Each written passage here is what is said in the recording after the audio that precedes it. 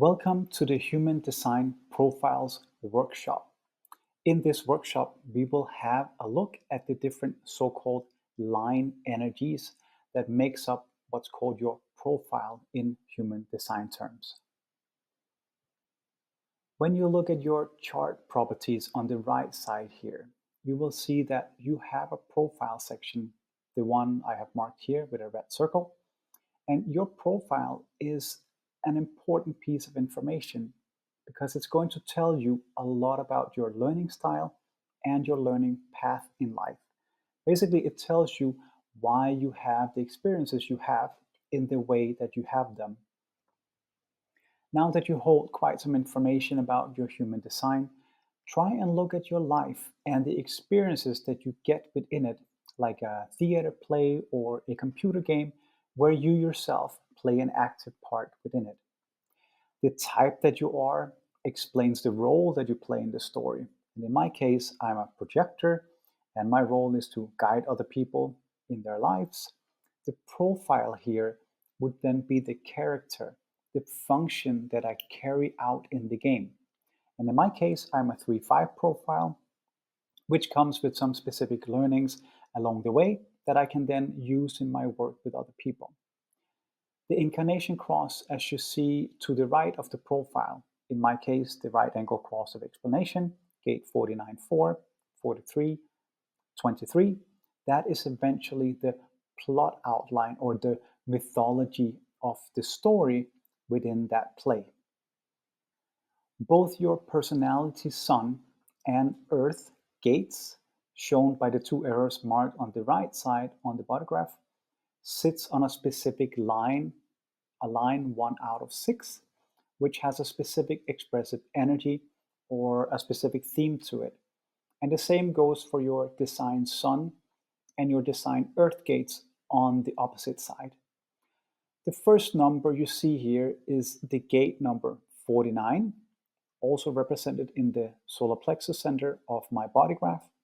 And the second number after the dot, in my case number 3 on my personality side, shown here right before the sun symbol and also before the earth symbol, gives me my first number in my profile.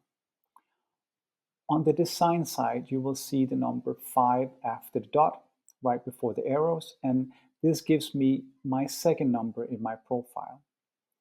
The numbers after the dot, as I mentioned, are called lines, and line 1, 2, and 3 are so-called interpersonal lines. These are energies that are self-focused and all about personal experience and personal understanding. Basically, the ways we explore ourselves and our lives through inner reflection and contemplation. Line 4, 5, and 6 are called transpersonal lines, and these are energies that are all about experiences in relationship with other people. The first line number, in my case number 3, is what you are going to put out into the world. But before you can do that, the second number, the unconscious number, in my case number 5, has to feel grounded, safe, and stable in whatever the theme of the unconscious is. So you can't go and do the conscious line until whatever is necessary for the unconscious line to feel grounded, safe, and stable in its place. If you have a one line in your profile, you are here to explore, study, learn, and go to the depth of anything that you encounter in your life. You want to understand and be able to know why things are the way that they are. Line 1 is a foundational line, the first line of the 6 lines that we have, and we'll go through today. The investigator, or the resource, as it says here, needs to have access to data and answers in order to feel stable and grounded. So they need a foundation of information to feel secure.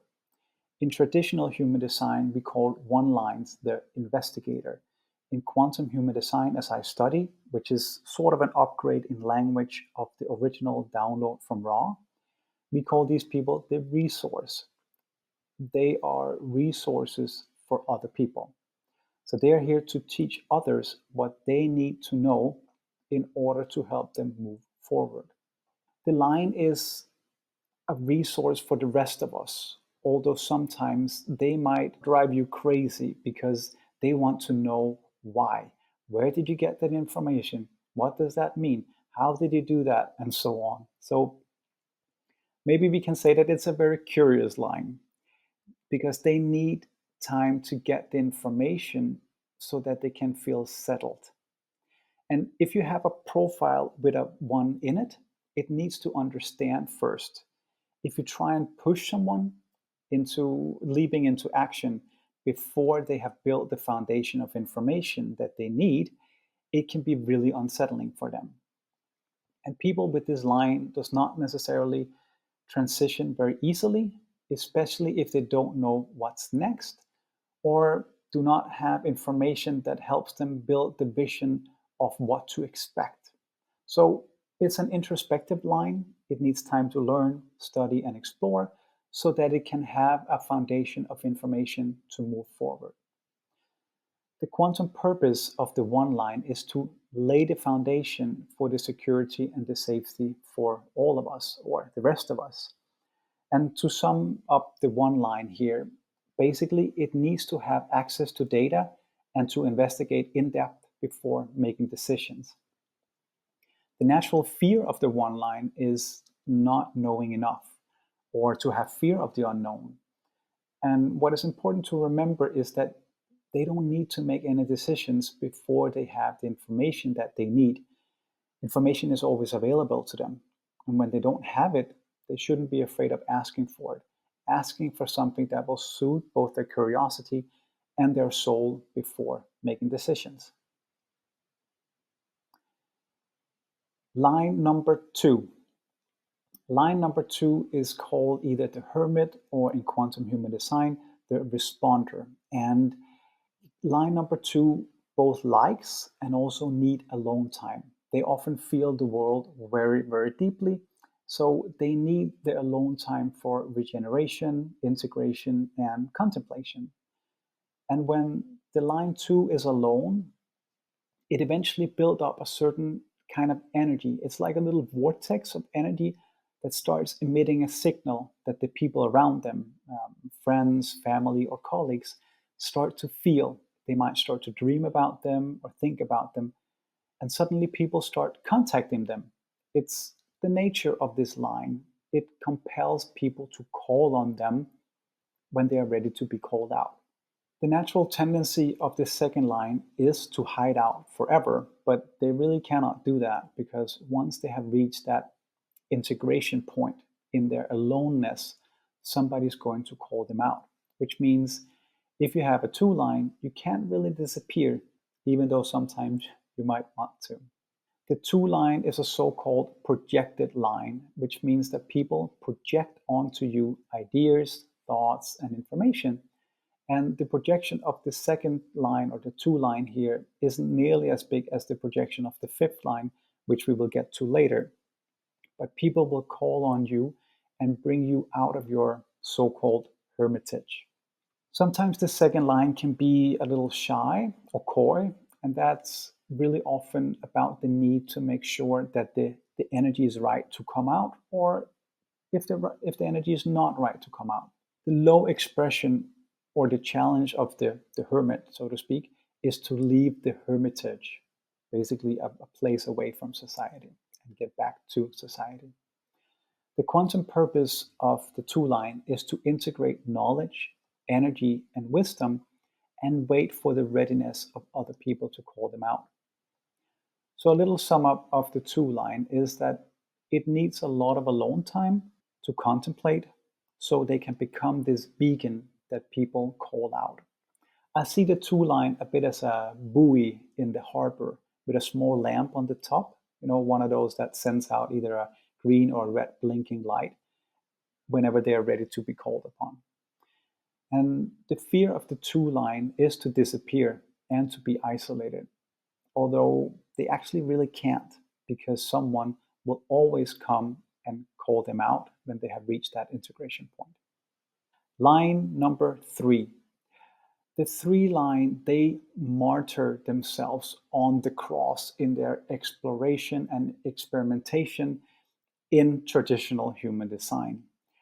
People with this line learn from trial and error. Although there are really no mistakes of the third line, everything they have tried, everything they have explored is not an error. The third line is an experimental learner. They need to try things in order to see if it works or not. So they're here to be experts on what works and what does not, based on their own experience and exploration. They simply have to go and do it. And that's why we call the three line the explorer in quantum human design. They usually have to try all the things that don't work first in order to discover what actually do work. So they go through this exploration and experimentation in all areas of their life, especially in their youth before their first what's called Saturn return. So when the planet Saturn returned to the same place it was when you were born around year 29, somewhere between age 28 and 30, some of the exploration and intensity of it slows down. But when the planet Uranus is in opposition at around year 40, meaning it's halfway around its cycle in terms of when you were born, it's not that they are not experimental learners any longer. They're always going to be, but it does mean that some of the extreme pain of the exploration come to a more, let's call it moderate amount when we talk exploration, because it can't be extremely painful. I have my own story to back that fact up. The experience that the three line have gathered over the course of their life then turns into wisdom, so they are able to anticipate what's going to work and what's not going to work because of their own experiences. And this wisdom is brought to the table when they share with other people.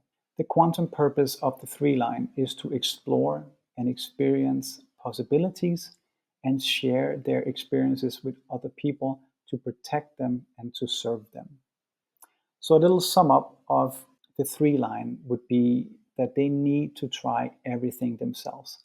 They are experimental learners and it can be a very painful journey. They naturally have a fear of failure, but need to know that there is no such thing for three line or any human being whatsoever. It's all just learning. Line number 4. Line number 4 is traditionally called the opportunist, but that word has a bit of a bad connotation to it in society. So my teacher, Karen Kerr Parker, calls it the stabilizer in quantum human design. This is also a foundational line, and it brings with it the energy of stabilization.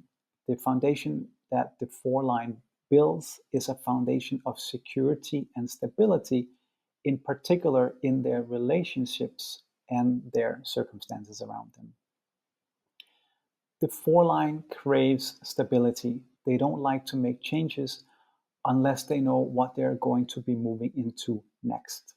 So the 4 line is usually not going to leave a job before they have another job lined up.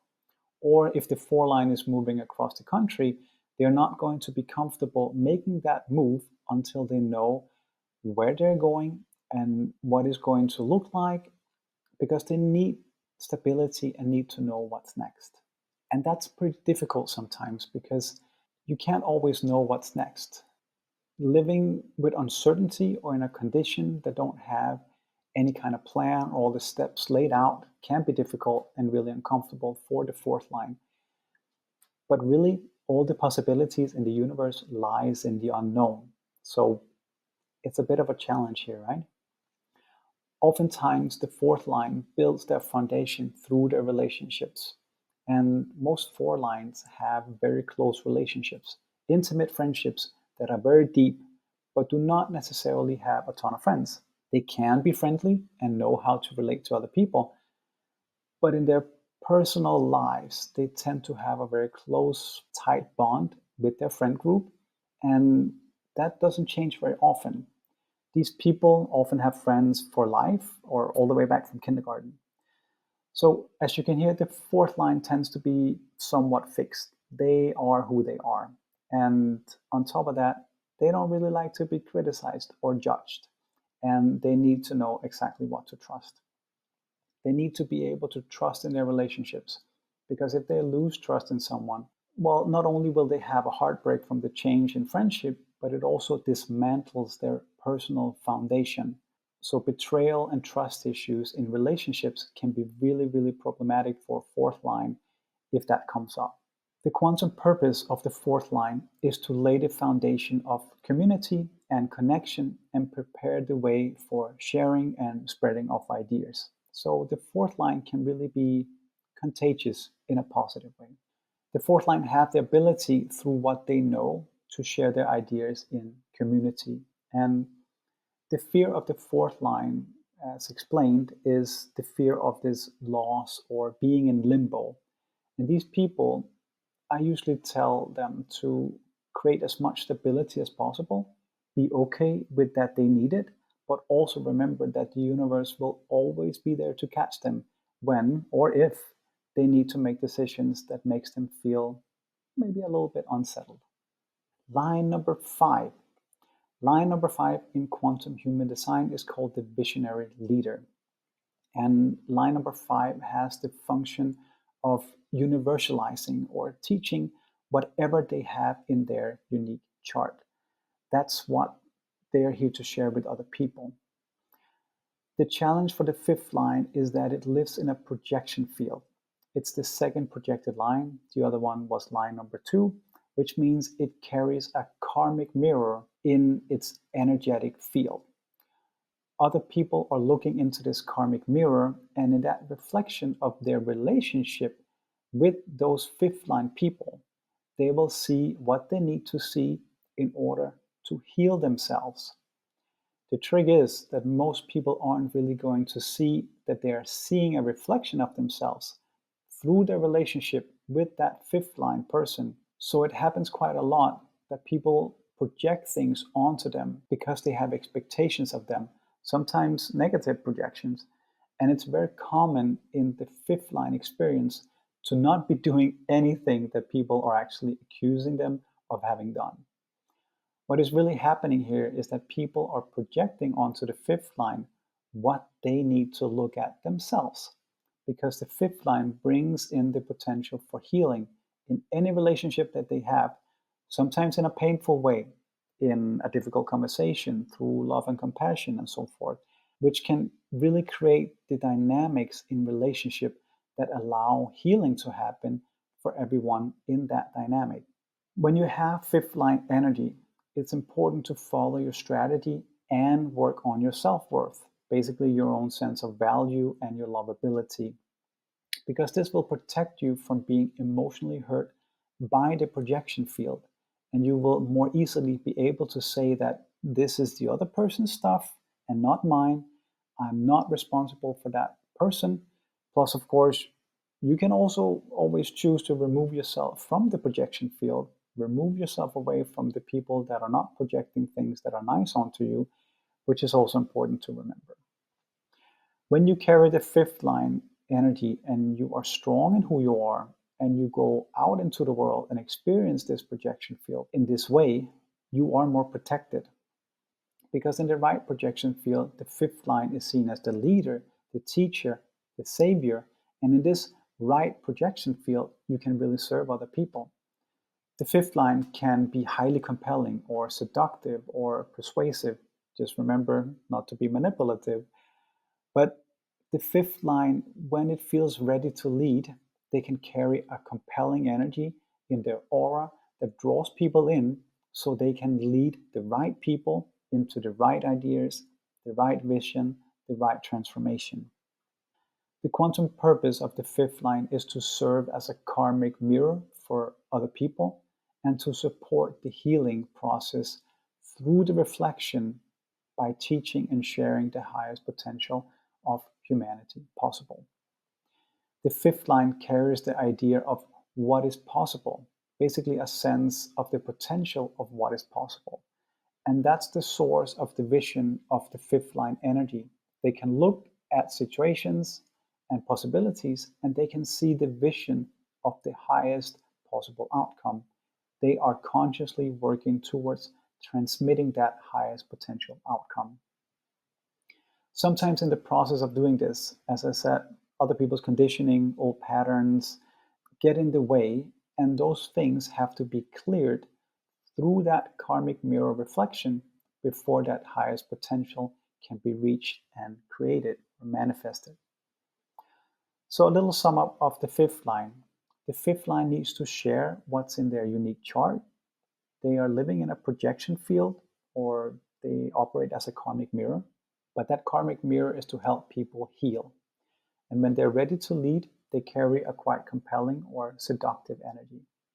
The fear of the fifth line is to not being or feeling truly seen or truly heard, or being subject to the false expectations of other people.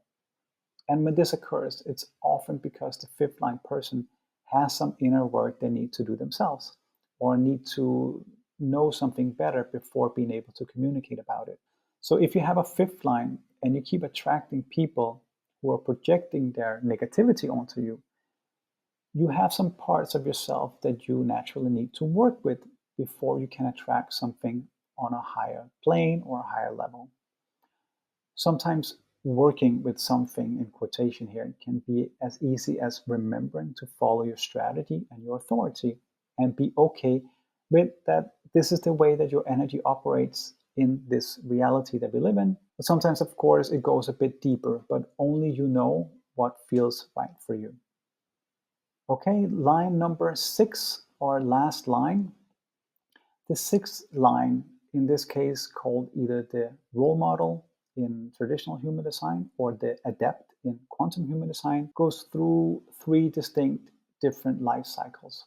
The first cycle starts astrologically from birth and until the first, what's called Saturn return, as I mentioned earlier, about year 29.